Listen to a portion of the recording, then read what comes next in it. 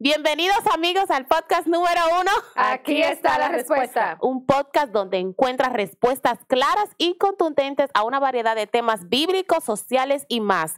Únete a nuestras redes sociales en Facebook, Instagram y YouTube como Aquí está la respuesta oficial. Activa la campanita de notificaciones para que no te pierdas ninguno de estos contenidos tan interesantes. También lo puedes encontrar en TikTok como Aquí está la respuesta. En este segmento, en el día de hoy, el experto responde. Tenemos un tema muy interesante. ¿De qué se trata el tema de hoy, Arlenis? Bueno, el tema de hoy con el experto responde, tenemos por aquí como invitado a nuestro queridísimo Esmelin Rivas. Así que Esmelin, bienvenido. Esmelin nos va a tratar hoy el tema acerca de las 7 cabezas del Apocalipsis. Wow. 7 cabezas. Es un tema que yo, sí. si yo me sueño con eso, como que tú sabes, quedo un poco traumada, pero vamos a ver qué tanto traumante es. Si es algo que tenemos que entender como una visión de bendición, ¿verdad? Y Esmelin tiene todas las respuestas para el tema de hoy. Así es, Esmelin. Esmelin, bienvenido. Nuevamente, bienvenidos al podcast. Estamos muy felices de tenerte aquí y vamos a entrar en materia, ¿verdad que sí? De una vez, activos, comiendo. Y vamos a ir a Apocalipsis 17, ¿verdad que sí? Así Y es. quisiéramos preguntarte, Esmelin, ¿cuál es el marco de tiempo de la visión de la bestia con las 7 cabezas? Cuando nosotros observamos el capítulo 17 de Apocalipsis, encontramos que en el versículo 1, a Juan se demuestra la sentencia contra la gran ramera. Por eso en el versículo 1 dice, y vino uno de los 7 ángeles que tenía las 7 copas y me dijo, ven acá y te mostraré la sentencia contra la gran ramera. Así que este capítulo de Apocalipsis 17 ocurre cuando empiezan el derramamiento de las 7 postreras plagas. Ahora bien, hay 2 interpretaciones básicas sobre Apocalipsis. La primera es el preterismo, que ubica o le da un marco temporal de tiempo en el pasado del libro de Apocalipsis, especialmente en la destrucción de Jerusalén en el año 70. Ellos entienden que Apocalipsis, la bestia, representan una serie de reyes del Imperio Romano, identifican la bestia de Apocalipsis 13 como Nerón, 666 se lo atribuyen a Nerón. También ellos afirman de que todo el Apocalipsis tuvo un cumplimiento allí con la destrucción de Jerusalén. Ese es el marco de tiempo temporal que dan los preteristas. Ahora bien, la interpretación historicista, la histórica, entendemos que Apocalipsis 17, su marco temporal de cumplimiento de tiempo es para el tiempo del fin. Y la respuesta es bien simple, porque uno de los 7 ángeles que tiene las 7 copas es que le muestra a Juan la visión del capítulo 17. Cuando usted retorna al capítulo 15 de Apocalipsis, encontrará que los 7 ángeles salen con las 7 copas. Inmediatamente termina la ministración en el santuario. ¿Por qué razón sabemos esto? Bueno, porque inmediatamente el santuario o el templo se llena de humo. Es una referencia hacia el Antiguo Testamento. Cuando el santuario se llenaba de humo, significaba que la administración del sumo sacerdote, especialmente en el lugar santísimo, había concluido. Y además de eso, la palabra griega que se usa para templo es naos. En Apocalipsis o en el Nuevo Testamento hay varias palabras como son tatagia, tenemos skene, que significa tabernáculo, pero la palabra naos es una palabra completamente distinta que significa una habitación, un lugar en específico en el griego.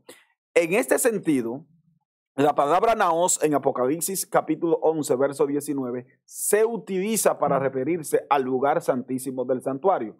Lo que da a entender entonces la visión aquí es que Juan está hablando desde la perspectiva temporal del momento cuando Jesús termina su obra en el lugar santísimo del santuario y, como es de esperarse, uno de los 7 ángeles que para muchos estudiosos representa el ángel número 6, porque solamente dice uno de los 7 ángeles.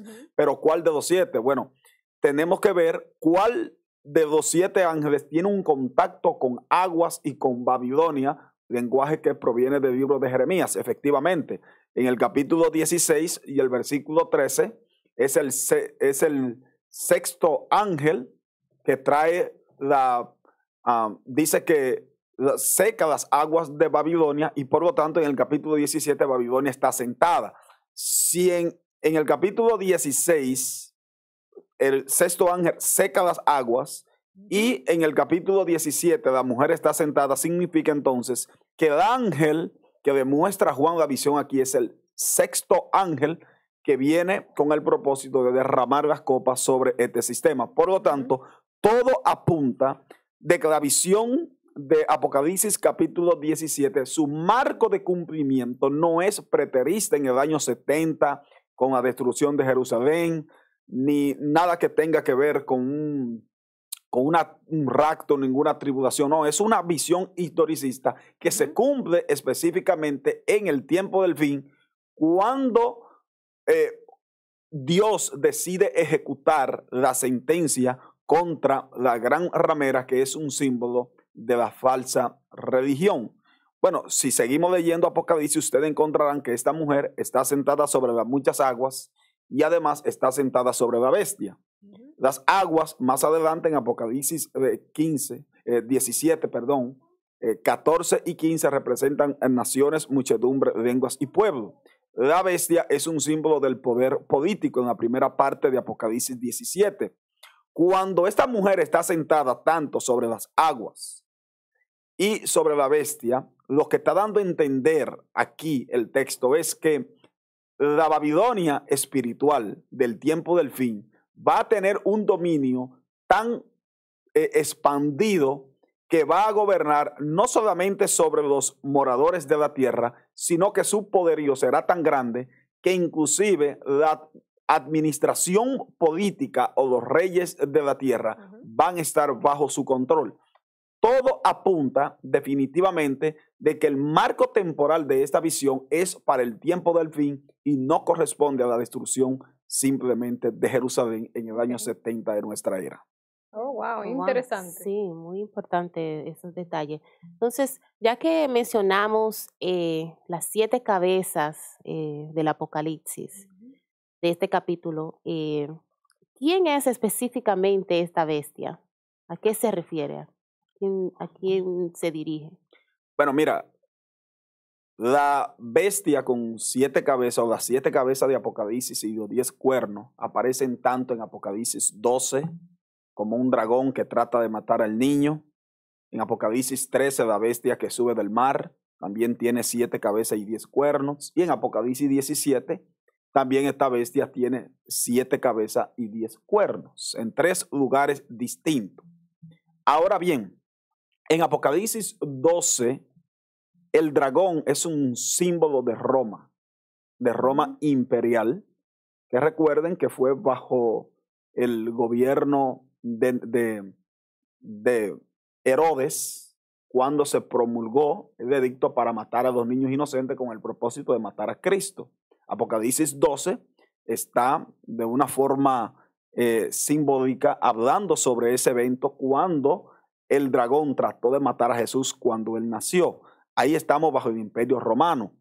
Pero en el capítulo 13, nuevamente tenemos la bestia con 7 cabezas que tiene un gobierno de 1260 años. Ya no es el Imperio Romano, el poder político solamente, sino que aquí tenemos una amalgamación.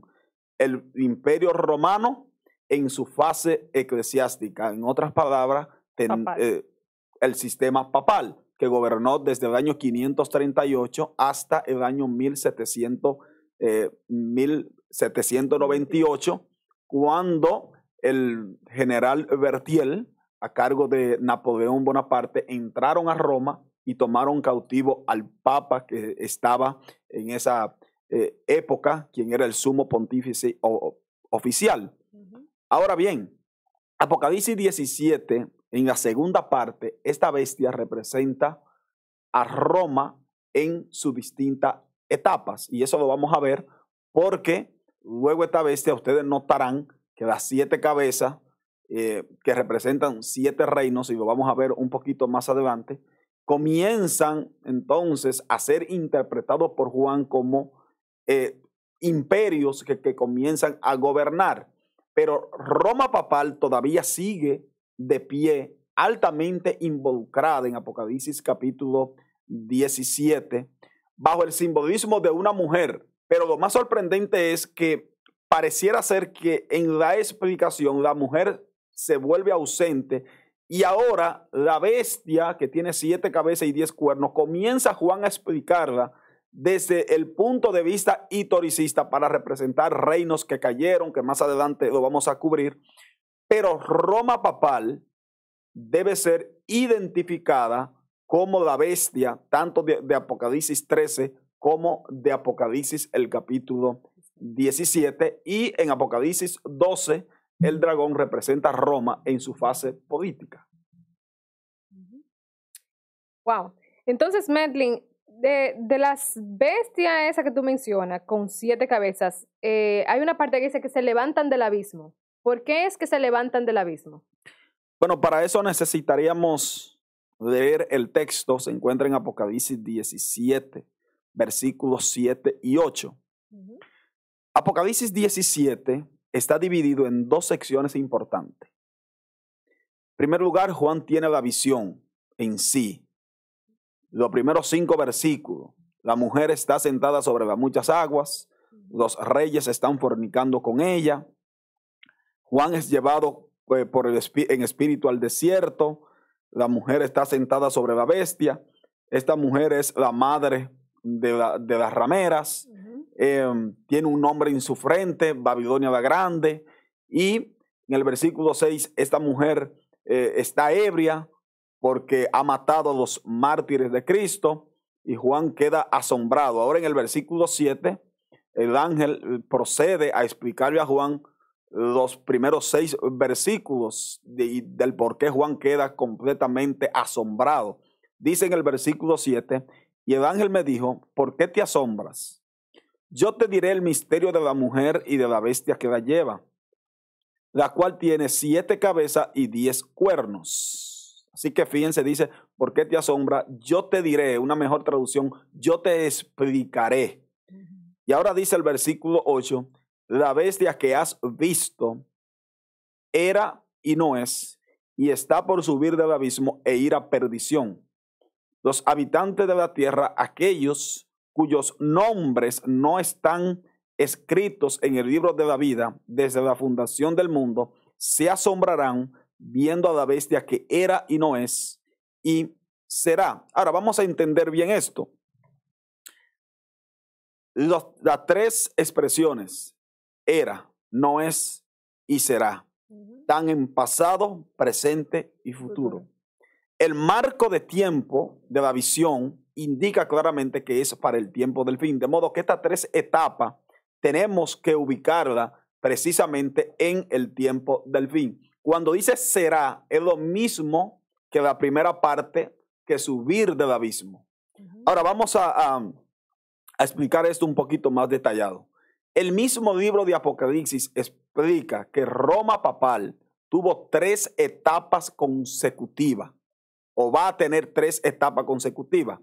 Cuando en primer lugar dice que la bestia era, se está refiriendo a la época de dominio de los 1260 años de supremacía papal, que como ya dijimos, empezaron en el año 538 y terminaron exactamente en 1798, con lo que se le conoce como la famosa herida de muerte. Luego dice que la bestia ya no es, significa que la bestia que gobernó ya no está gobernando. Eso se refiere a la herida de muerte provocada en 1798. Y luego la bestia será o va a subir del abismo, es lo mismo, representa el momento o el resurgimiento de ese poder tal y como era durante la época medieval. Ahora, la palabra subir del abismo, la palabra griega que se usa allí es abusos. Esa palabra se usa en Romanos 10 y el versículo 7 para hablar acerca de Cristo, quien murió y subió del abismo. Lo que significa es que cuando la bestia sube del abismo, significa su resurrección. que así como persiguió y como gobernó durante 2260 días y que recibió una herida de muerte, que es una herida agonizante, va a volver nuevamente en el tiempo del fin. Por eso sube del abismo de donde salen los muertos, porque ella recibe una herida de muerte y está completamente agonizante. Ahora, ¿quiénes son los encargados de que este poder nuevamente vuelva al mismo poderío pasado? Los reyes de la tierra, la bestia de dos cuernos de Apocalipsis 11 al 18. Usted tiene allí la formación de la imagen de la bestia, que es el momento cuando el poder político y el poder religioso se funcionen y comience nuevamente lo que sucedió durante 2260 días. Para resumir, cuando la bestia sube del abismo, significa que este poder vuelve a resurgir como en los siglos pasados, a perseguir al pueblo de Dios. Pero fíjense que dice que su resurrección, aunque persiga al pueblo de Dios, es para perdición eterna, porque va a ser la última etapa de dominio de este poder, y Dios entonces se encargará de aniquilarlo por completo. O sea, el es y no es tiene que ver con su ejercicio, lo que ella es, ¿verdad? Exacto. Entonces, ahorita nos abundaste un poquito sobre Apocalipsis 12, 13 y 17. No sé si quisieras recargar sobre alguna relación que estos tres capítulos, ya más o menos nos diste la respuesta, pero no sé si quieres reafirmar cuál es el hilo uniente de estos tres capítulos en cuanto a lo que estamos hablando. Bien, mira, las características tanto del dragón de Apocalipsis 12 como la bestia de Apocalipsis 13 y la bestia de Apocalipsis 17, te conllevan a ti a tu entender de que hay una relación cercana. El dragón de Apocalipsis 12 tiene 7 cabezas y 10 cuernos. Lo mismo la bestia de Apocalipsis 13, y también lo mismo sucede con la bestia de Apocalipsis 17. Ahora, J.N. Andrews, quien fue uno de los pionero de la iglesia adventista y por mucho el hombre más inteligente, o uno de los hombres más inteligentes que tuvo el adventismo, de tal forma que él dijo en cierto momento que si el Nuevo Testamento se perdía, él era capaz de escribirlo de memoria con punto y coma, tal y cual nosotros lo tenemos. Era un hombre con una mente prodigiosa. J.N. Andrews en una cita explica y dice que el dragón de Apocalipsis 12, la bestia de Apocalipsis 13 y la bestia de Apocalipsis 17 es el mismo poder, pero gobernando en distintas cabezas de la historia. En Apocalipsis, el capítulo 12, el dragón, además de que tiene 7 cabezas, es una cabeza también. Ahí se encuentra bajo el comando de la 4ª cabeza. En el capítulo 13, fíjate que la bestia, el sistema romano, recibe una herida de muerte, no en la bestia en sí, sino en una de las 7 cabezas. Ahí está bajo el gobierno de la 5ª cabeza. O sea, como en una etapa de ella. En una etapa. Y luego en el capítulo 17, la bestia es en el tiempo del fin y está bajo el comando de la 7ª cabeza. Así que tú tienes 4ª, 5ª y 7ª. Ahora, ¿por qué la 6ª no puede ser mencionada en el libro? Bueno, más adelante notaremos de que la 6ª cabeza, una interpretación nueva que hay del pastor Esteban Borg, que yo me inclino por ella, donde él dice que la 6ª cabeza es un poder, pero que se va a encargar de darle el dominio a la 7ª cabeza al sistema romano. Por lo tanto, la visión está estrechamente relacionada. Es un hilo profético, pero ambas en todas esas entidades gobernando en distintas cabezas en la historia.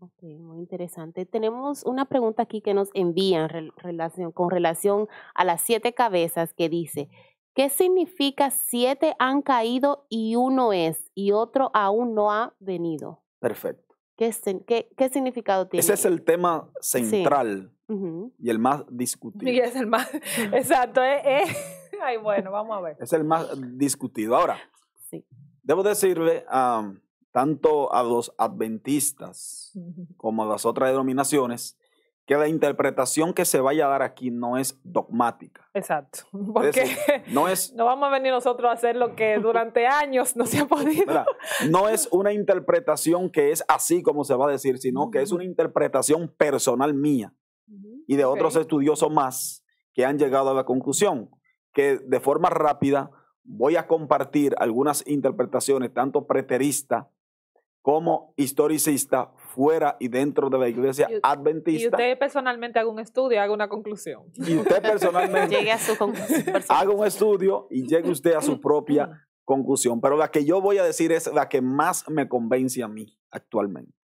Vamos a leer el texto. Apocalipsis 17, versículos 9 y 10 dice: esto para la mente que tenga sabiduría.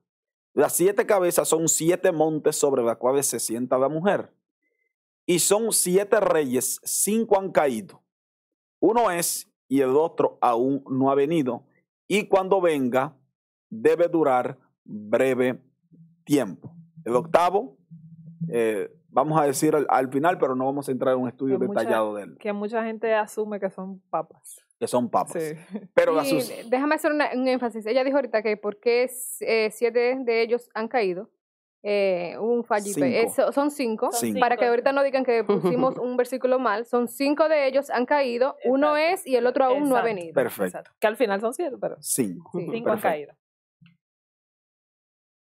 Los preteristas comienzan afirmando de que estas 5 cabezas, o estos 5 imperios que cayeron, comienzan a contarlo desde Augusto César, que tuvo su reinado desde el año 27 a.C. al año 14.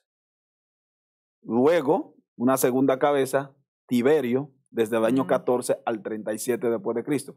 Los preteristas que dan su interpretación basada en que Apocalipsis está escrito para Israel y que tuvo su cumplimiento final en la destrucción de Jerusalén.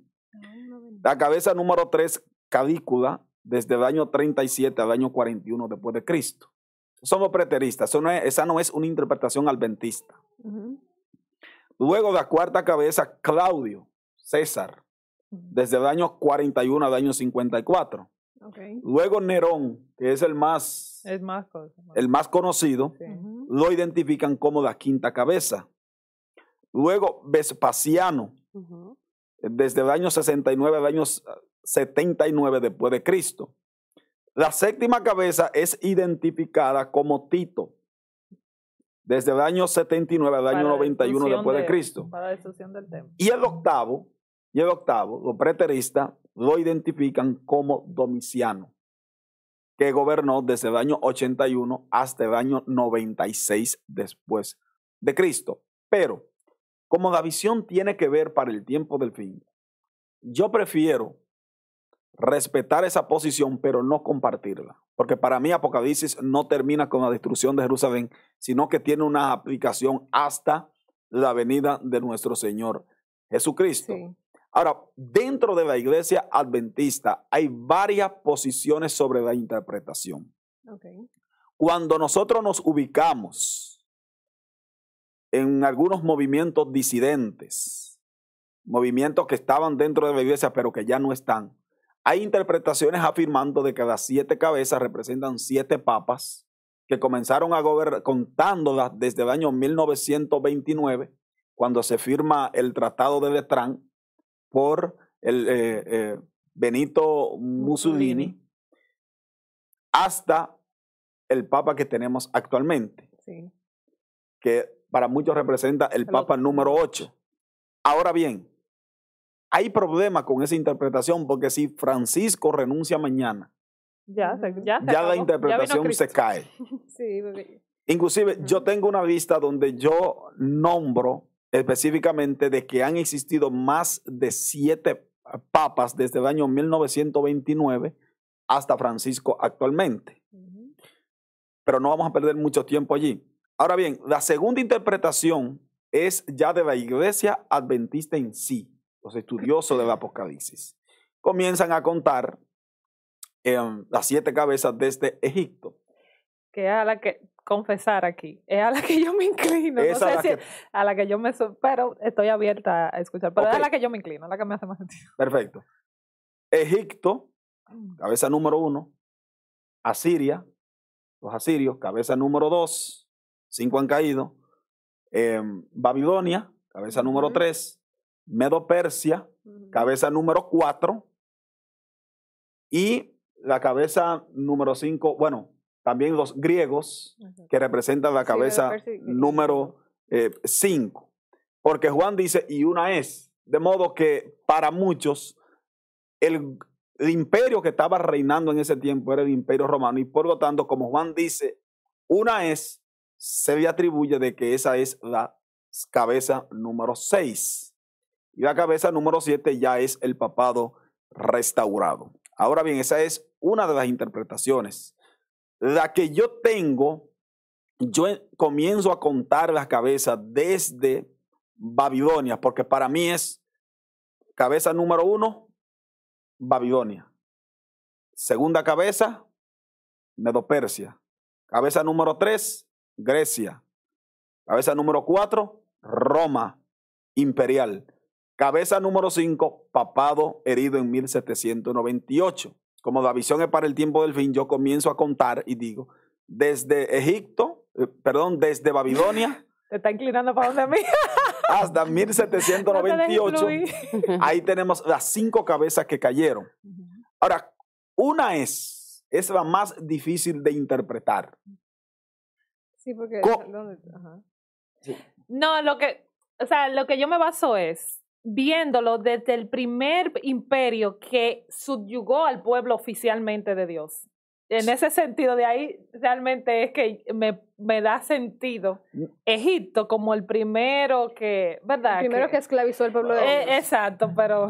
Sí, pero mira qué es lo que pasa con esa interpretación. Apocalipsis debe ser estudiado en simbolismo de la bestia a partir del libro de Daniel. Ok, sí, muy cierto. Si tú lees el libro de Daniel, te encontrarás que Egipto no es un poder en sí, no es interpretado como un poder, sino como un simbolismo para identificar un poderío. No es un poder en sí. Por ejemplo, en el capítulo 11, Egipto solamente menciona para atribuirle características al rey del sur. Y Egipto representa todos los poderes que demostraron un desinterés por Dios. Okay. El ateísmo en sí, cuando Moisés fue delante de Faraón y le dijo, mira, que dice Jehová que deje ir a mi pueblo, él le dijo, ¿y quién es Jehová para que yo le obedezca? Es la primera expresión de ateísmo que se menciona en las Sagradas Escrituras. Egipto solamente se usa para identificar un poder. El rey del sur, que representa Francia, que demostró un desinterés por Dios, se declaró completamente ateo. Pero en el libro de Daniel, tú mostrarás que Egipto no es mencionado como un poder en sí, sino que los poderes allí son Babilonia, Medo-Persia, Grecia y la cuarta bestia que representa Roma. Tiene varias fases. ¿Ok? Luego, el cuerno pequeño que gobierna durante 1260 años.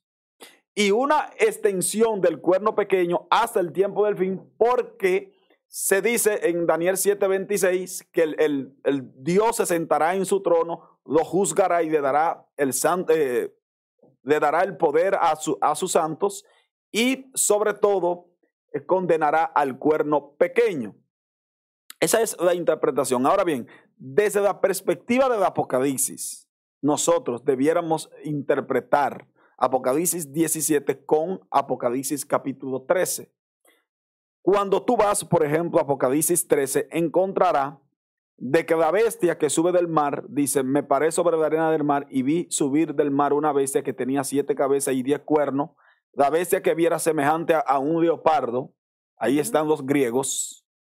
Sus pies eran como de oso, ahí está Medo-Persia. Sus pies como de león, ahí está Babilonia. Las primeras 3 cabezas, y luego aparece el dragón que le entrega su poder, que es el imperio romano.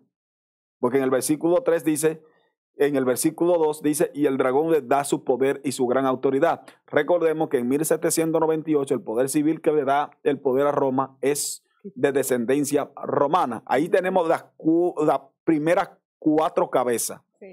Luego, en los versículos 5 al 7, Roma gobernando por 1260 días, hasta en el versículo 10, donde la bestia recibe una herida de muerte.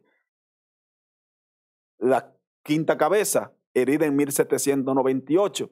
Ahora, si tú sigues leyendo el hilo profético de Apocalipsis 13, encontrarás que en el versículo 11 hay una bestia que se levanta de la tierra, que tiene cuerno de cordero, mas habla como un dragón, que nosotros entendemos que representa la nación de los Estados Unidos. Luego, la formación de la imagen de la bestia, que representa la restauración del poder papal en 1798.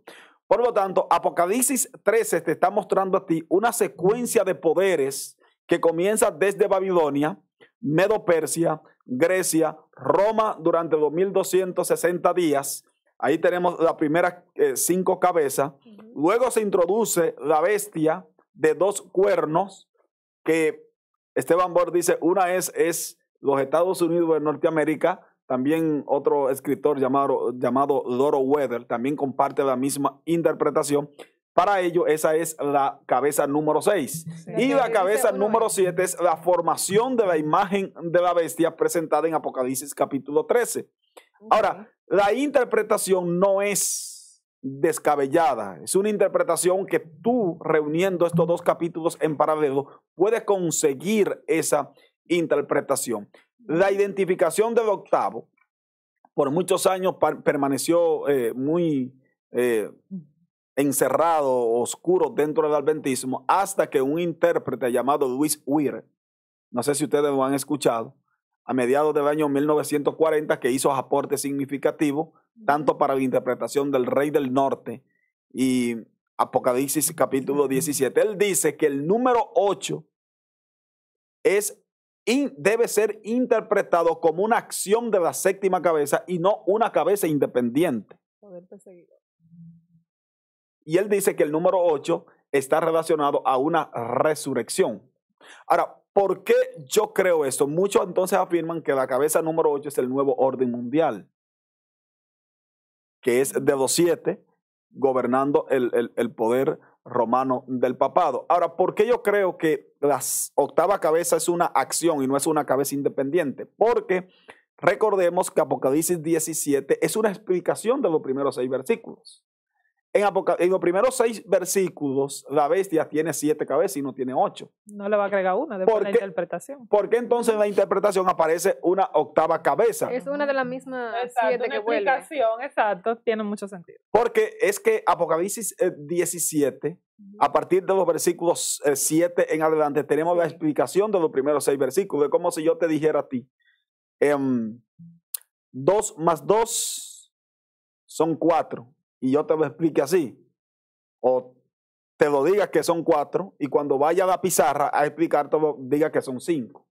No tiene lógica, ¿verdad que no? Lo mismo sucede en Apocalipsis 17. La bestia tiene 7 cabezas, pero en la explicación aparece una cabeza adicional. ¿De dónde sale esa? Bueno, para los intérpretes dicen que la 8ª cabeza es una acción de la 7ª cabeza y no es una cabeza independiente y que tiene que ver con una resurrección. Bueno, el mismo texto, si ustedes leen, dice en el versículo 11 o 10. En el versículo 11 dice, la bestia que era y no es también el 8º. Y es uno de los 7 y va a perdición. Fíjate exacto, como una opción. Ahora, en el griego es mucho más interesante analizar, es uno de los 7. Muchas traducciones es uno que pertenecen a los 7 o está dentro de los 7. Sí. De modo que no es un poder independiente, es un poder que está dentro de los 7 o del 7 que tiene que representar una acción y no una cabeza independiente. Por lo tanto, mi interpretación personal, definiendo muy contraria a lo que dice no, porque mi versión no es escrita en piedra. No. Lo que pasa es que haciendo un análisis, viendo las características, pensé que con Egipto siendo el primer esclavizante o cosas del pueblo de Dios, pero no te preocupes que no Pero es... tú puedes mantener esa posición porque tiene mucho sentido.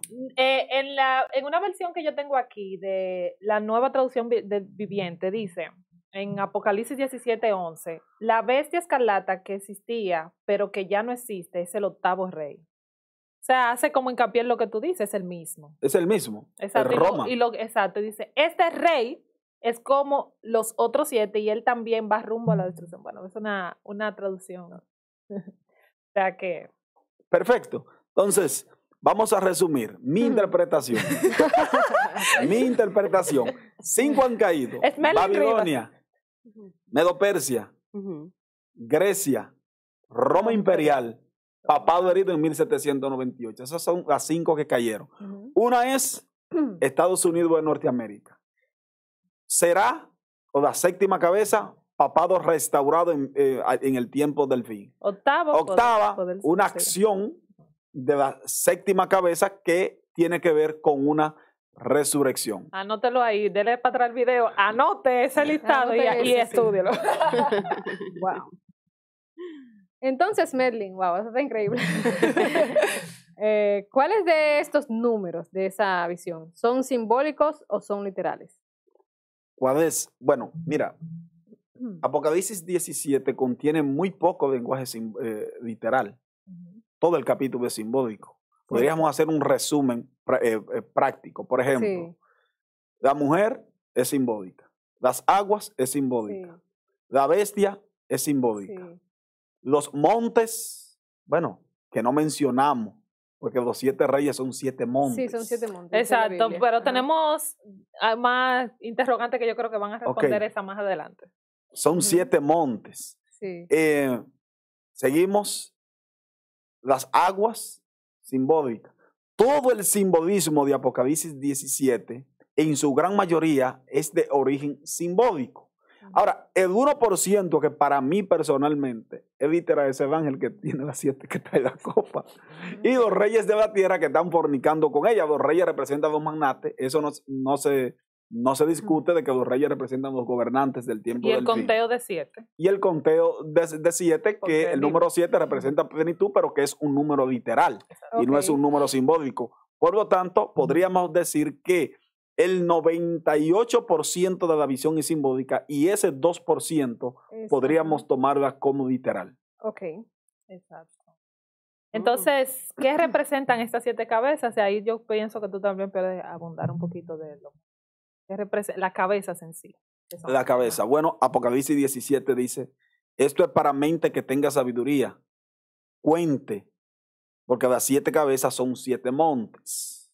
Ahora, no se necesita una explicación bastante extensa porque debemos de identificar qué es un monte en la Biblia. Cuando tú vas a Daniel 2 y el versículo 43, cuando la piedra le da en los pies a la imagen, Daniel dice claramente, y esa piedra o ese monte que le dio a los pies a la imagen, significa que en los días de aquellos reyes, el Dios eterno plantará su reino. Todo el mundo sabe que ese monte de Daniel 2 representa el reino de Cristo. Por lo tanto, un monte es un símbolo de un reino y no de un rey independiente. Las 7 cabezas, su mejor interpretación es interpretarla desde la perspectiva como montes, como reino y no como reyes independientes. ¿Por qué razón? Porque aquellos que tienen la interpretación de que las 7 cabezas representan 7 papas desde el año 1929, cada vez que Francisco se enferma están asustados. Y tienen que actualizar. Yo me imagino que esa lista se actualiza cada rato. La han actualizado un sinnúmero de veces. No, me imagino porque ven acá. La han actualizado un sinnúmero de veces. Ahora, ellos entienden porque el texto dice que es necesario que dure breve tiempo. Sí. Ellos entienden que el papa que estaba anterior, Gregorio. No, el que estaba anterior, el que tiene... Benedicto XVI, fue ese que duró breve tiempo. Ajá, sí, yo lo he escuchado. Porque duró muy poco tiempo como papa. Sin embargo, si cada vez que Francisco se enferma, hay nervios en aquella interpretación, porque si el hombre llega a renunciar o algo le sucede, la interpretación se cae. Lo más recomendable aquí es entender que los 7 montes son 7 reinos. Ya sea que usted lo empiece a contar desde Egipto o desde Babilonia, esa es la mejor interpretación y la que más se ajusta al contexto de Apocalipsis 17. Y la característica que está dando de la cabeza que él no es, todo eso da a entender un sistema, no habla como acción personal. Da a entender exacto, claro. Exacto. Está interesante esa parte de que cuando si se enferma o piensa en renunciar, están temblando los... Si lo pensamos así, no, de verdad no cuadra. Sí, son 7 papas, 8, no. Esmeli, la siguiente pregunta tiene que ver con, obviamente, las 7 cabezas que estamos aquí desarrollando.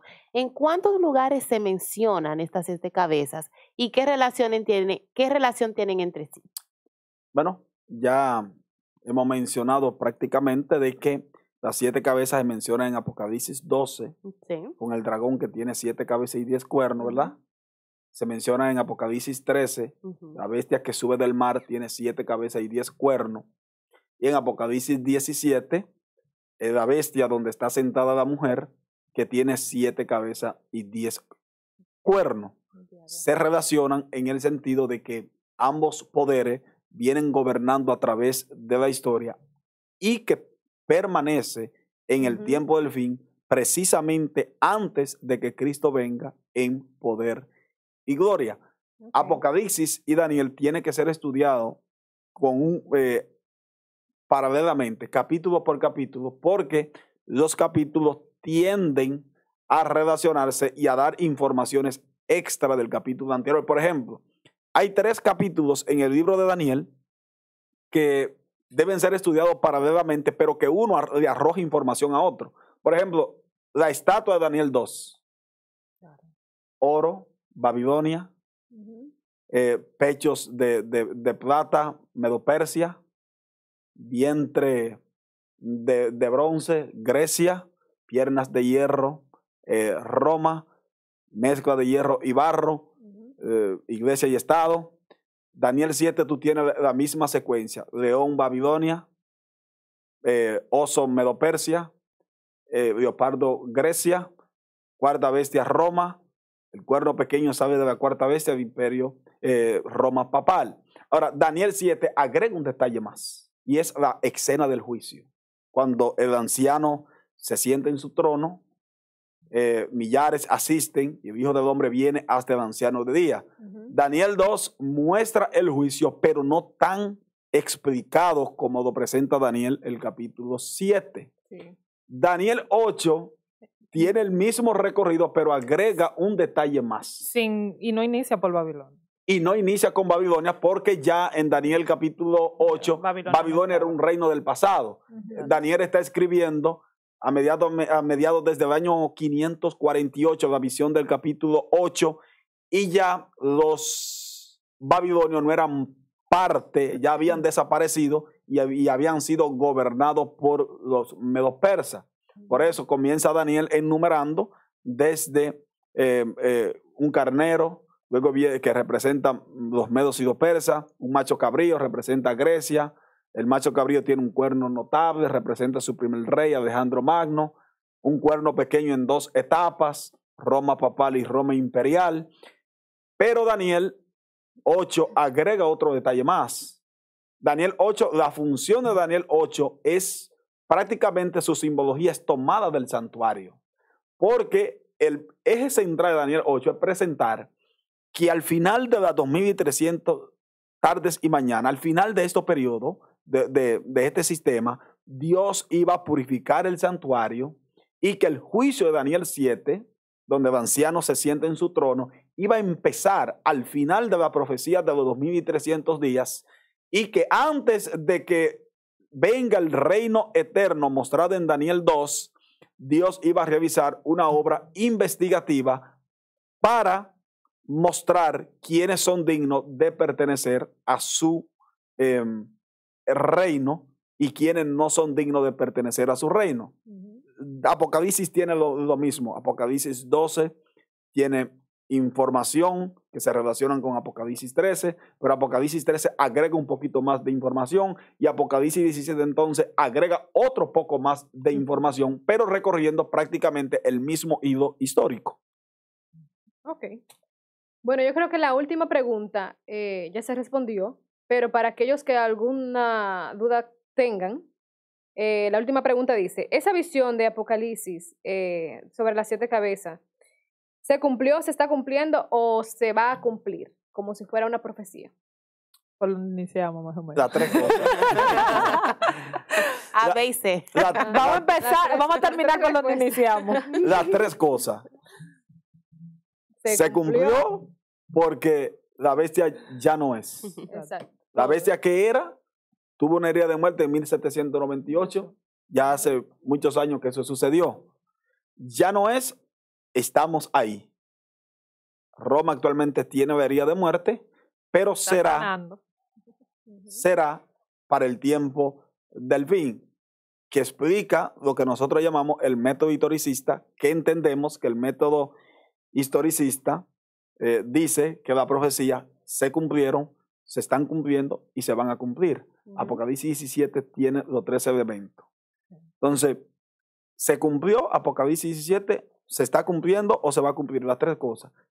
Tuvo una parte que se cumplió, estamos viviendo bajo una parte y otra parte que se va a cumplir muy pronto. Es bueno que nosotros cuando vayamos a la profecía notemos que los profetas siempre empezaban desde su momento. Desde su momento. Usualmente ellos, desde su tiempo y seguía la profecía que se le entregaba. El método historicista. El método historicista, por eso nosotros como adventistas fielmente usamos este método porque es como una constante en la Biblia. Bueno, que Daniel 7 y Daniel 8 es un ejemplo del método historicista. Exacto. Porque Daniel empieza enumerando la bestia desde el momento en que él vive, Babilonia. Y luego él comienza y se va a la historia, Medo-Persia, Grecia, Roma papal, etcétera. Y en Daniel 8 tú tienes lo mismo también. Eso es lo que el método histórico te está diciendo. Te va mostrando el cumplimiento de lo que sucedió, dónde tú estás y hacia dónde tú te vas a dirigir. Exacto. Que es muy diferente al preterismo, porque el preterismo dice, no, todo se cumplió allá atrás. Ya eso no tiene nada que ver con nosotros. El futurismo es otro engaño también que dice, no, todo se va a cumplir. Entonces, no me da a mí un dato para yo concluir si la Biblia es inspirada o no. Porque la Biblia, las interpretaciones bíblicas, además de que yo me voy a la Biblia y veo el cumplimiento histórico, digo, bueno, pero esto es revelado. Sí. Pero si ya yo vi que eso se cumplió y yo no estuve allí, ¿qué mensaje tiene para mí? Exacto, sí, ¿para qué se escribió entonces? Sí. Bueno, yo creo que los comentarios y las preguntas que vayan a surgir van a tener que nosotros hacer una segunda parte, más o menos. Así es, Esmeli, muchísimas gracias por tomar tu tiempo y conocimiento bíblico con nosotras aquí. Y yo sé que este tema va a ser de mucha bendición para nuestros amigos que nos están mirando en este momento. No olviden de dejar sus preguntas, compartan este tema y también denle un like y no olviden seguirnos en nuestras redes sociales que están mirando aquí en pantalla. Así que muchísimas gracias y será hasta la próxima.